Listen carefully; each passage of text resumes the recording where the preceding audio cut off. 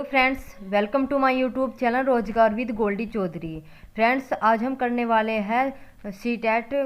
आज हम करने वाले हैं पेडागोजी। और ये जो पेडागोजी आपकी किसकी है? आपकी सीटेट। जितने भी आपके सीटेट में सब्जेक्ट हैं उन सभी की क्या आपकी पेडागोजी है। पेडागोजी की बात करें तो पेपर फर्स्ट हो या सेकंड हो तो सभी में क्या आपकी पेडागोजी आपका स्कोरिंग सब्जेक्ट है। तो आज हम डिस्कस करने वाले हैं पेडागोजी। करने वाले हम पेडागोजी। पेडागोजी का मीन्स क्या होता है? शिक्षा शास्त्र। तो यह आपकी क्या होती है? पेडागोजी है। पेडागोजी को हिंदी में क्या कहा जाता है? शिक्षा शास्त्र कहा जाता है। तो आज हम जो पेडागोजी करने वाले हैं वो किस सब्जेक्ट की करने वाले हैं? हिंदी सब्जेक्ट की। किस सब्जेक्ट की करने वाले हैं? आज हम हिंदी सब्जेक्ट की आपकी क्या पेडागोजी करने वाले हैं। तो ये आपके क्या है? हिंदी सब्जेक्ट में टॉपिक है जो कि आपके क्या है, जो हिंदी पेडागोजी में पूछी जाएगी। जैसे फर्स्ट पॉइंट क्या है? भाषा अधिगम एवं अर्जन। तो ये आपका एक क्या है? टॉपिक है जो कि आपका क्या हिंदी पेडागोजी में पूछा जाएगा। पॉइंट क्या है? भाषा शिक्षण के सिद्धांत। थर्ड पॉइंट क्या है? भाषा के कार्य एवं उनके विकास में बोलने एवं सुनने की भूमिका। फोर्थ पॉइंट क्या है? भाषा अधिगम में व्याकरण की भूमिका। नेक्स्ट पॉइंट क्या होगा? भाषा विविधता वाले कक्ष की समस्याएं। सिक्स्थ पॉइंट क्या होगा? भाषा कौशल। सेवेंथ होगा आपका भाषा बोध, जिसमें आपका बोलना, सुनना, पढ़ना, लिखना ये सभी क्या होगे? इसमें मूल्यांकन होंगे। नेक्स्ट क्या होगा? इसमें शिक्षण सहायक सामग्री।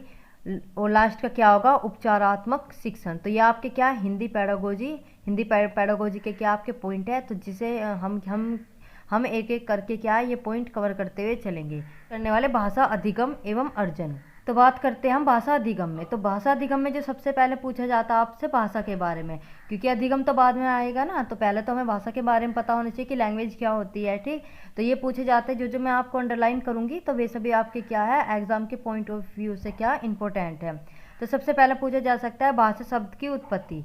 तो भाषा शब्द की जो उत्पत्ति हुई है वो किससे हुई है? भाषा शब्द से हुई है, जिसका अर्थ क्या होता है? कहना, बोलना, उच्चारण करना। तो ये आपको क्या पता होना चाहिए। तो भाषा की उत्पत्ति किससे हुई है? आपकी भाषा शब्द से हुई है।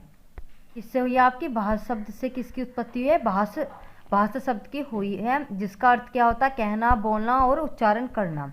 नेक्स्ट पॉइंट इसमें क्या होगा कि भाषा मुख से निकलने वाला सार। अब इसे पूछा जाता है कि भाषा क्या है। तो भाषा का अर्थ ही क्या होता है? कहना। जो भी आप कह रहे हो, बोल रहे हो, या फिर उसका उच्चारण करना है, तो ये सभी हमारी क्या होती है? भाषा होती है। क्या होती है? लैंग्वेज होती है। ये भाषा मुख से निकलने वाली सार्थक शब्दों, वाक्यों का एक समूह है, जिसके द्वारा हम अपने विचारों का क्या है? आदान प्रदान करते हैं। आप सभी जानते हो कि भाषा के द्वारा ही हम क्या करते हैं? अपने विचारों को दूसरे व्यक्ति तक क्या पहुंचाते हैं। अब इससे पूछा जाता है भाषा के प्रकार। तो भाषा के कितने प्रकार होते हैं? आपके दो प्रकार होते हैं। एक भाषा कितने प्रकार की होती है? दो प्रकार की होती है। एक होगी आपकी क्या मौखिक भाषा, और एक क्या होगी आपकी लिखित भाषा। तो आप सभी जानते हो जो मौखिक होती है वो आपकी क्या है? जो भी हम ओरल करते हैं, जो बोलकर करते हैं, कहकर करते हैं, वे सभी हमारी क्या होती है? मौखिक होती है।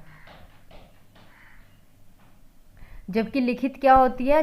जो भी हम लिखकर अपनी बातों को कहते हैं, सामने वाले तक पहुंचाते हैं, वे सभी हमारी क्या होती है? लिखित भाषा होती है। अब हम देखेंगे क्या भाषा अर्जन एवं अधिगम, कि भाषा अर्जन क्या होती है और अधिगम क्या होती है।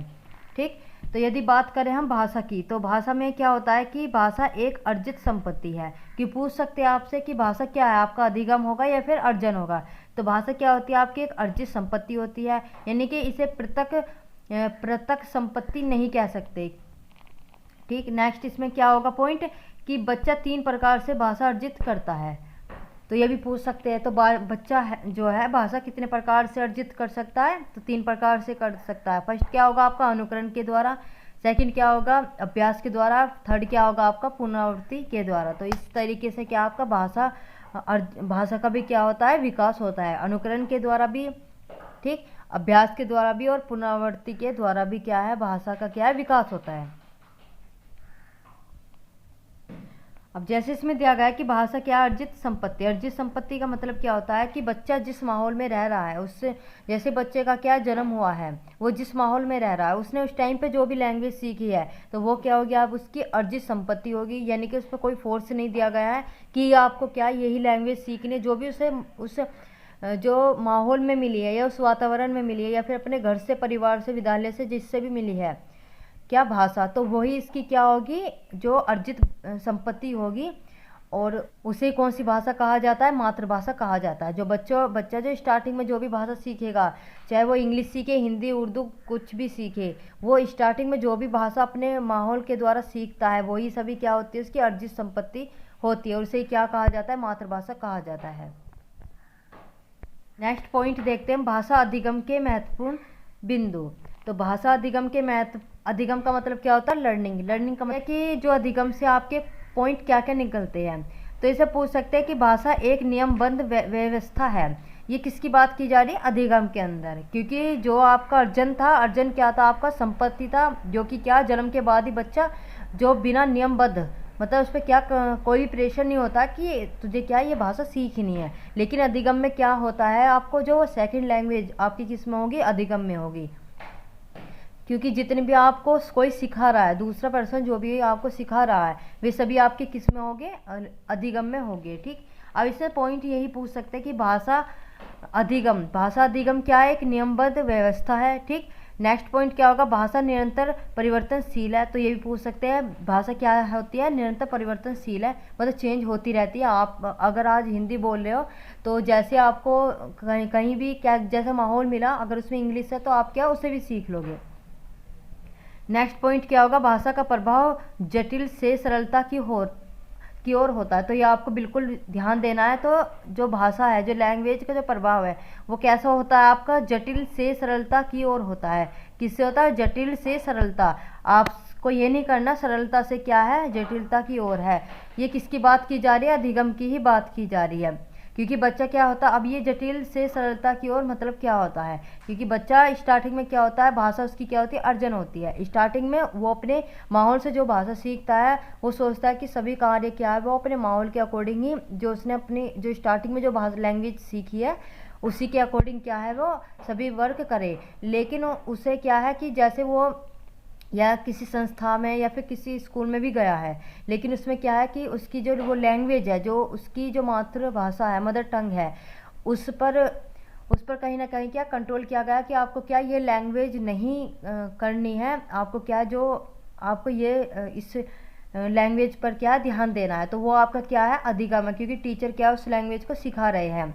ठीक, तो बच्चे को क्या होगा कि कहीं तो क्या है, वो अपनी जो मदर टंग थी उसमें उसे इजी पड़ रहा था, लेकिन उसे बाद में आके क्या हार्ड पड़ रहा है। तो अधिगम है तो हार्ड पड़ेगा। ठीक है, तो जटिलता से सरलता की ओर होगा। जब तक बच्चा नहीं सीखेगा तो जटिल होगा, जब वो सीख जाएगा तो क्या हो जाएगा? उसके लिए ईजी हो जाएगा। नेक्स्ट पॉइंट क्या होगा? भाषा सर्वव्यापक सभी जगह है। तो भाषा क्या है? आपकी सभी जगह देखने को मिलती है, सर्वव्यापक है। तो ये वर्ड आपको याद रखना है। नेक्स्ट है, हम क्या करने वाले हैं? भाषा शिक्षण के सिद्धांत। क्या करेंगे हम? भाषा शिक्षण के सिद्धांत करेंगे और भाषा अर्जन और जो भाषा अधिगम आपका हो चुका है। ठीक, और भाषा शिक्षण के क्या हम सिद्धांत करेंगे, तो वे सभी हम आपकी क्या करेंगे? नेक्स्ट क्लास में करेंगे। तो वीडियो को लाइक करना, सब्सक्राइब करना बिल्कुल भी मत भूलिएगा। जो एक ही क्लास में क्या ज़्यादा से ज़्यादा पॉइंट कवर करने की कोशिश करेंगे। तो जिन्होंने हमारे चैनल को सब्सक्राइब नहीं किया है तो वे चैनल को क्या सब्सक्राइब जरूर कर ले और बेल आइकन ऑल को क्या प्रेस करना। ठीक, ताकि नोटिफिकेशन आपको क्या टाइम से मिल जाए। तो हम जो अभी तो इसका थियोटिकल पार्ट कर रहे हैं, तो ये आपकी हिंदी पेडागोजी है। उसके बाद ये आपके क्या जो और सब्जेक्ट बच रहे हैं उनकी भी क्या करेंगे। ठीक, तो आज के लिए इतना ही। Thank you.